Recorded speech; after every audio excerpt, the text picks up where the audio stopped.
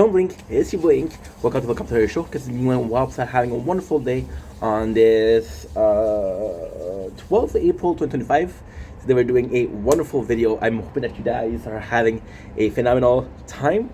Just want to do a recap of the workouts. So it was a really good workout day. It was really nice for a couple of reasons in particular, but I think the most obvious one was you guys. There's days where I don't have a lot of people. There's days where I have a lot of people. We had a lot of people, which was fun because it made it more interesting.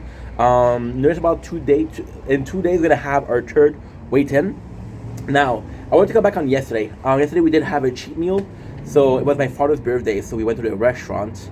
And we had, listen, I'm not going to be able to tell you the calories, but we had a corn stew with chicken, which was phenomenal. I had fried wonton with shrimps, which was crazy good.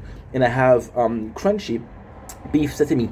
And also, it was a really good restaurant. So I'm not going to be able to tell you the calories or how much... Yeah, you know what I mean, right? It was my cheat day. It was my cheat day. Now, ultimately speaking, it is, technically speaking, a real cheat day, because a cheat day is when you eat whatever you want.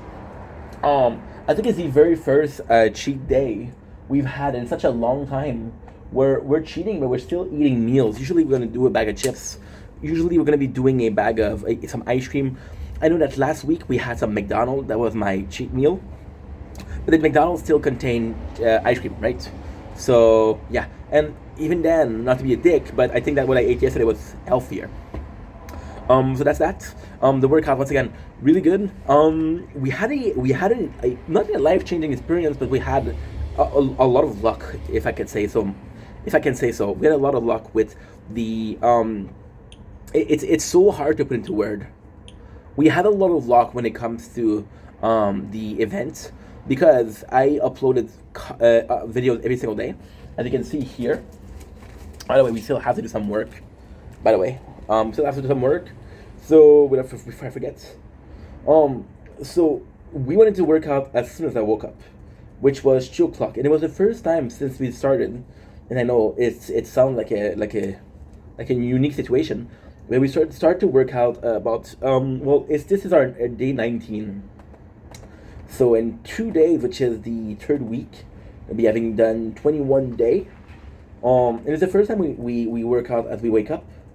And to be honest, it was different. It was nice. It really added a lot to what we were doing, right? I don't know if it's just because we were tired. I don't know if because the workout was better. I don't know if because I was more focused on talking to you guys, because this is also helpful. I talk to you guys because you have this brain. Not brain train per se, but you're thinking, right? And you're thinking, right?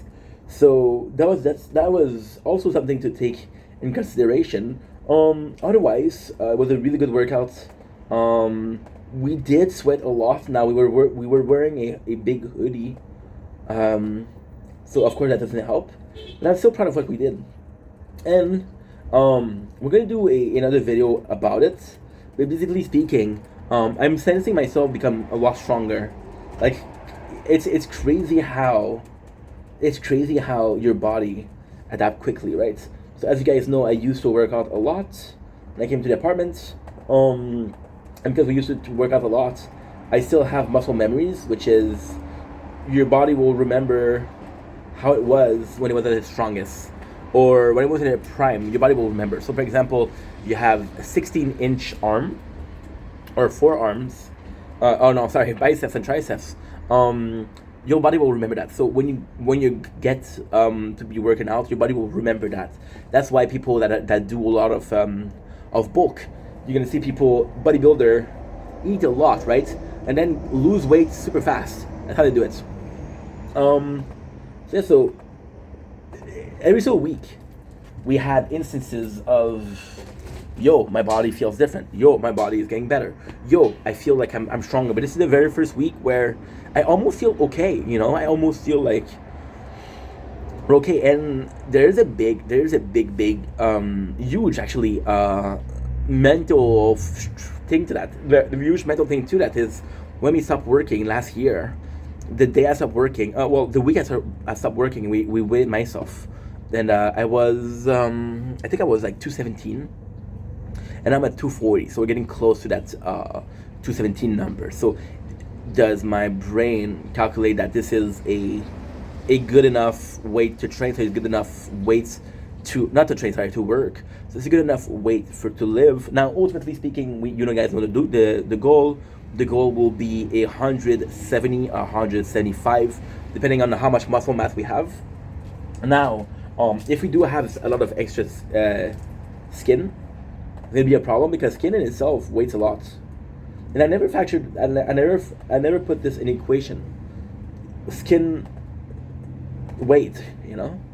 So, for example, it's super easy. The way I see things, you have a tar. So a tar is what? A tar is when you make a recipe, right? And the recipe calls for 250 grams of flour, right?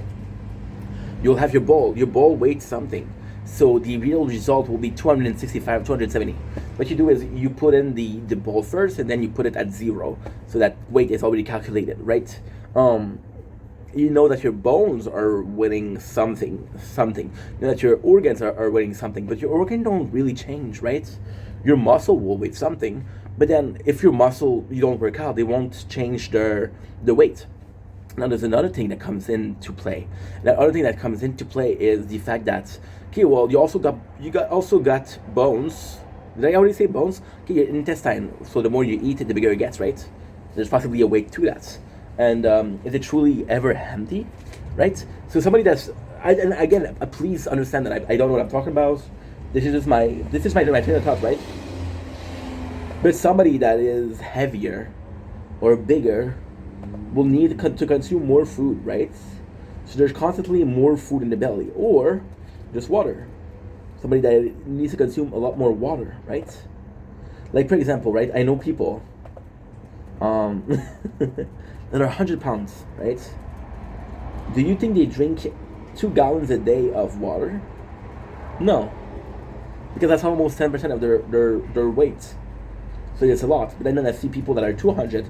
I see myself drink a gallon per day, and there's not a difficulty, you know.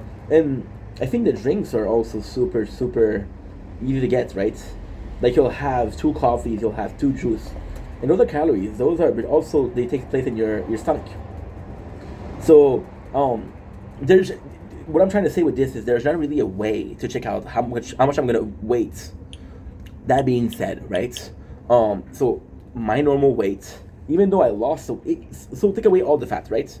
Take away all the fat. I'm just skin, bone, and muscle, right? How much am I weighing right now? How much am I weighing? That is important. Holy, look at this. We got a little rainbow. Look at this. This is beautiful. Look at this. This is beautiful. This is beautiful. I would have missed it. So I'm happy about today. I've been dealing with a bit of a I wouldn't say a rough mental state, but I would say I've been dealing with a bit of lack of motivation because the workouts seem to be less, right? I don't break sweat as easily. I'm not sore anymore, which I am dealing with, and I'm like, fuck, I kind of wish I was sore, right? And ultimately speaking, it's not a big deal. But of course, you would see that and like, yeah, I'd like to weight more, right? But I think that's part of the getting stronger, right? And also we're talking about muscle memories. It's possibly decades of muscle memories and saying, hey, your body used to do a lot more. Your body, like I'm not complaining, right? But when I was working, let's say I was doing 23,000 steps a day, and I was weighing 270, 220. That's weight. That's for my height. It's a lot of weight, right? So you're constantly carrying that weight around, and there's strength in there. You know, there's strength in there. There's there's a reason why people ends up bedridden, because they're too heavy. They're too heavy to be able to maintain that weight, right? And that could have been me. That could have been me for sure. I don't know if I would have allowed myself to be there, but that could have been me for sure, right? I think I crave that pain though. I crave that pain. It's a bit harder mentally because you crave that pain in the sense of it's not being masochist. I don't think it's being masochist, right? But it's just the fact that okay, well, that pain equates to a good workout. Oh, I'm in pain, so either I went too hard, right, or just a really good workout. And when you're working out, there's not such a thing. There's not such a thing as I went too hard, right? You'll get injured. You'll get badly injured. For example, ripping or tearing up a bicep or tearing up a muscle or even back pain or a sciatic nerve gets stuck, right? That's gonna be a problem. But if you're just sore, there's not really a long-term issue with it. It's normal, right?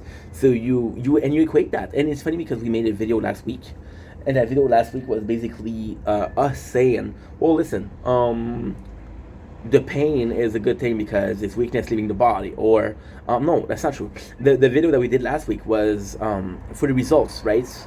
For the channel, there's no results, there's no hard work. There's hard work, there's results, right? It's not work if a lot of people equate work with money, and if you don't get money, then it's not work, right? But workout is the same thing.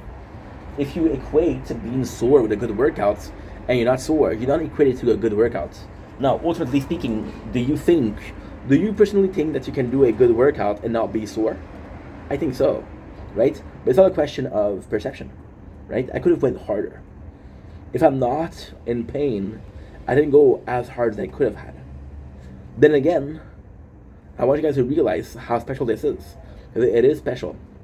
We've been doing this for 19 days. 19 fucking days, right? And when is the last time that we did a playthrough or a playlist for 19 days in a row? When was the last time we did that? Because it was a while ago, right? And ultimately speaking, it's not a big deal. Now, of course, there's the mukbang that we're doing every day. There's the nature corner we're doing every single day. There's the dailies that we're doing every single day, but that's because they're part of the routine, right? They're part of the routine. Working out is not part of the routine. Maybe it is actually. Maybe it is.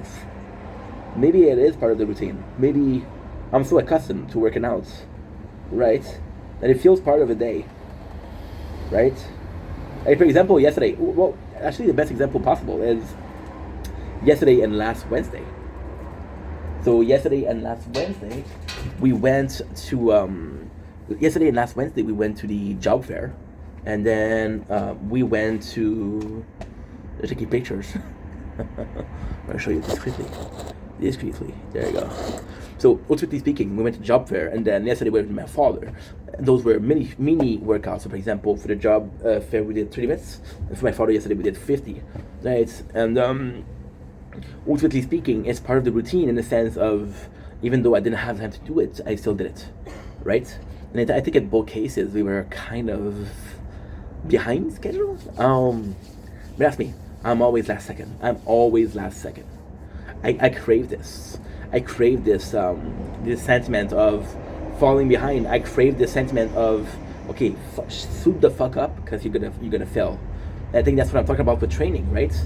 I create this feeling of I need to suit up, I need to be prepared, I need to be in a stressful situation to perform. And I think in a situation of the workout, right? We are in a situation where if I'm not stressed or if I'm not sore, I don't really feel like I'm pushing myself, right? It's this constant sense of actually, if you wanted to break it down, it's actually a sense of leadership, right? So you got leaders and you get followers, right? And then the leaders are going to be pushing orders, going to be manager, they're going to be in a position of authority, right? And then the followers are going to be listening to this order, right? So there's a bunch of people that are followers that are not going to be able to perform well on their own because there's no leadership, right? There's no leadership. Or you take a bunch of followers, you put them in a team, who's a leader? There's no leader, right?